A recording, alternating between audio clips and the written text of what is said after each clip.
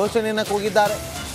ಎಣಿಕೆಯ ಕೇಂದ್ರದಿಂದ ಹೊರಬಂದ ಕಾಂಗ್ರೆಸ್ ಮುಖಂಡರು 3 ಕ್ಷೇತ್ರಗಳ ಗೆಲುವಿನ ಬೆನ್ನಲ್ಲೇ ಟೀಕೆಗೆ ಜೈಕಾರವನ್ನ ಹಾಕಲಾಗ್ತಾ ಇದೆ. ಪ್ರಕಾಶ್ ಸರ್, ನೀವು ಇದ್ದಾಗ ಡಿಬೇಟ್ ಆಯ್ತಾ ಅಥವಾ ನೀವು ಬರಕ್ ಮುಂಚೆನೋ ಗೊತ್ತಿಲ್ಲ, ಇದೊಂದು ಚರ್ಚೆ ಆಯ್ತು. ಅವ್ರ ಹತ್ರ ಒಂದು ಕ್ವಿಕ್ ರಿಯಾಕ್ಷನ್ ತಗೊಂಡ್ ಬರ್ತೀನಿ. ಯಾಕಂದ್ರೆ ನಮ್ಮ ಮಧ್ಯದಲ್ಲಿದೆ ನೋಡಿ, 3 ಕ್ಷೇತ್ರಗಳಲ್ಲಿ ಒಬ್ಬ ಪ್ರಾಬಬಲ್ ಮುಖ್ಯಮಂತ್ರಿ ಕ್ಯಾಂಡಿಡೇಟ್ಗೆ ಇನ್ಚಾರ್ಜ್ ಕೊಟ್ಟಿದ್ರು. ಲೈಕ್ ಉದಾಹರಣೆಗೆ ಈಗಾಗಲೇ ಚನ್ನಪಟ್ಟಣದ ಹೇಳ್ತಿದ್ರು ಬಾಬು ಅವರು, ಹಾಗೆ DK ಶಿವಕುಮಾರ್ ಅವರು ಅಲ್ಲಿ ಸತೀಶ್ ಜಾರಕಿಹೊಳಿ ನಾನೇ ಮುಖ್ಯಮಂತ್ರಿ ಅಂತ ಹೇಳಿ, ಈಗ ಇಲ್ಲಿ ಸಂಡೂರಲ್ಲೂ ಸಹ ಇದೇ ರೀತಿ ಕೊಟ್ಟಿದ್ರಿಂದಾಗಿ ಇವರು ಯಾವ ರೀತಿ ತಂತ್ರಗಾರಿಕೆಗಳನ್ನ ಮಾಡಿ ಚುನಾವಣೆ ಗೆದ್ದಿರ್ತಕ್ಕಂಥದ್ದು. ಆಮೇಲೆ ಇನ್ನೂ ಒಂದು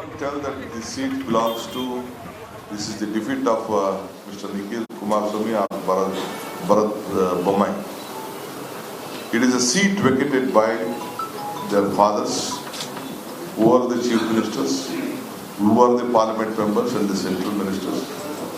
I think the acceptance of the results have to be not morally. They have to own that result, and the people of these constituency have given a clear mandate. Whatever the lie, the stories you are going to communicate, you try to communicate to the people of the state, they have not accepted. The victory is for 5 guarantees. The victory is for development. The victory is for so that the people of the entire state is going to look on the development issue, not on criticizing a government which is working towards the development of each and every individual.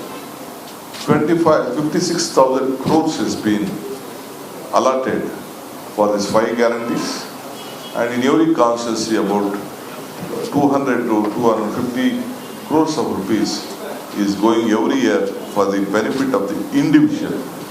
Is this not the benefit of the common man? Is it not going to the benefit of the state? When an individual is benefited, the state is being benefited. So I would like to appeal all my BJP friends, a clear mandate. This is the direction for 2028. This election is not a result for today. It is a direction to the people of the state and all my opponent friends that where we are going to land in 2028. I've been telling my friends that all this, whatever the conspiracies you are trying to do against my chief minister will not work out, and under the leadership of Mr. Siddaramaiah ji, we have been working together, joined together, and we have collectively we are working together. So we would like to congratulate on that behalf. So I would like to ಉಪಕದನದ 3 ಕ್ಷೇತ್ರಗಳಲ್ಲಿ ಮೈತ್ರಿ ಮುಗ್ಗರಿಸಿದೆ. 3 ಕ್ಷೇತ್ರದಲ್ಲಿ NDA ಸೋಲಿಗೆ ಕಾರಣಗಳೇನು? ಕಾಂಗ್ರೆಸ್ ಕೈ ಹಿಡಿದ ಮಹಿಳಾ ಮತದಾರರು by ಎಲೆಕ್ಷನ್ನಲ್ಲಿ workout ಆಗಿಲ್ಲ. ಸರ್ಕಾರದ ಮೇಲಿನ ಆರೋಪಗಳ ಸುರಿಮಳೆ. JDS ಬೆನ್ನಿಗೆ ನಿಲ್ಲದಂಥ ಒಕ್ಕಲಿಗರು ಚನ್ನಪಟ್ಟಣ ನಗರ ಭಾಗದಲ್ಲಿ ಅಂದರೆ ಟೌನ್ನಲ್ಲಿ JDSನ ಜಾದು ನಡೆದಿಲ್ಲ. ಶಿಗ್ಗಾವಿಯಲ್ಲಿ BJPಗೆ ಕೈ ಹಿಡಿಯದ ಪಂಚಮಸಾಲಿಗರು. ಉಪಕದನದ 3 ಕ್ಷೇತ್ರಗಳಲ್ಲಿ ಮೈತ್ರಿ ಮುಗ್ಗರಿಸಿದೆ. ಇದಕ್ಕೆ ಅಶೋಕ್ ಗೌಡ್ರು ಅವ್ರದೇ ಆದ ವಿಶ್ಲೇಷಣೆ ಕೊಟ್ಟಿದ್ರು. CM ಆಸ್ಪಿರೆಂಟ್ಗಳನ್ನ ಇನ್ಚಾರ್ಜ್ ಮಾಡಿದ್ರು ಅಂತೇಳಿ ಅವ್ರ ಸ್ಟ್ರಾಟಜಿ ಸರ್. ನೋಡಿ, ಇನ್ನೂ ಒಂದು ಆಗ್ಲೇ ಅಬ್ಸರ್ವ್ ಮಾಡ್ತಿದ್ದೆ, ಇಡೀ ದೇಶದಲ್ಲಿ ಎಲ್ಲೆಲ್ಲಿ ಚುನಾವಣೆ ನಡೆದಿದೆ, ಉಪಚುನಾವಣೆಗಳು ಮತ್ತು ರಾಜ್ಯ ಸರ್ಕಾರ ಚುನಾವಣೆ, ಎಲ್ಲ ಕಡೆನೂ ಸಹ ಇದ್ದಿದ್ದಂಥ ಸರ್ಕಾರಗಳು ರಿಪೀಟ್ ಆಗಿದೆ. ಮಧ್ಯಪ್ರದೇಶದಲ್ಲಿ BJPಗೆ ಹೆಚ್ಚಿನ ಓಟ್ ಬಂದಿದೆ, ವೆಸ್ಟ್ ಬೆಂಗಾಲಲ್ಲಿ ತೃಣಮೂಲ್ ಕಾಂಗ್ರೆಸ್ ಬಂದಿದೆ, UPನಲ್ಲಿ BJPಗೆ ಬಂದಿದೆ, ಹಾಗೆ ಅಸ್ಸಾಮಲ್ಲೂ ಸಹ BJPಗೆ ಬಂದಿದೆ. ಅಂದರೆ ಇದು ಒಂದು ರೀತಿ ಚುನಾವಣೆ ನೋಡಿದ್ರೆ ಇಡೀ ದೇಶದಲ್ಲಿ ಇವತ್ತೇನಾಗಿದೆ ಅಂದರೆ ಇರ್ತಕ್ಕಂಥ ಸರ್ಕಾರಗಳಿಗೆ ಅವ್ರು ಎಲ್ಲೋ ಒಂದು ಕಡೆ ಮ್ಯಾಂಡೇಟನ್ನು ಕೊಟ್ಟಿದ್ದಾರೆ, ಇಲ್ಲ ಅಂತಲ್ಲ. ಕರ್ನಾಟಕದಲ್ಲಿ ಈಗ DK ಶಿವಕುಮಾರ್ ವಿಶ್ಲೇಷಣೆ ಮಾಡಿದ್ರೆ ಗ್ಯಾರಂಟಿಗಳು ನೋಡಿ, ವೈಟ್ ಪೇಪರ್ ಏನೋ ನಾವು ಸದನದಲ್ಲಿ ಹೇಳ್ತೀವಿ ಅಂತ ಹೇಳಿ, ಹಾಗಾದರೆ ವೈಟ್ ಪೇಪರ್ ಕೊಡಲಿ, ಜಾರಿ ಮಾಡಲಿ ವೈಟ್ ಪೇಪರು. ಯಾಕೆ ಅಂತಂದರೆ 1,17,00,000 ಜನಕ್ಕೆ ಗೃಹಲಕ್ಷ್ಮಿ ತಲುಪಬೇಕಾಗಿತ್ತು. ಇವತ್ತು 14 ಕಂತುಗಳು, ಇವತ್ತಿನ 14 ಕಂತುಗಳು ತಲುಪಬೇಕು. ಎಷ್ಟು ಜನಕ್ಕೆ ತಲುಪಿದೆ ಅಂತ ಕನಿಷ್ಠ ಪಕ್ಷ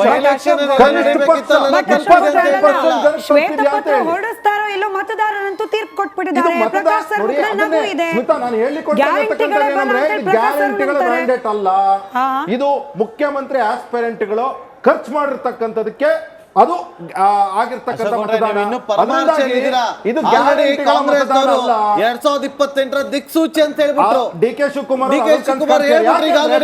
ಬಾಬು ಅವರೇ 2028 ದಿಕ್ಸೂಚಿ ಅಂತಂದ್ರೆ ನೀವು ಪರಮಾರ್ಥ ಹೇಳಿದ್ದೀರಾ. ಚುನಾವಣೆ ಇನ್ನೂ ದೂರ ಇದೆ. ಅದಕ್ಕಿಂತ ಮುಂಚೆ ದೂರ ಇದ್ರು ಕೂಡ ಇವ್ರಿಗೆ ಆಲೋಚನೆ ನೋಡಿ ಎಷ್ಟು ಬೇಗ ಇದೆ ಅಂತ.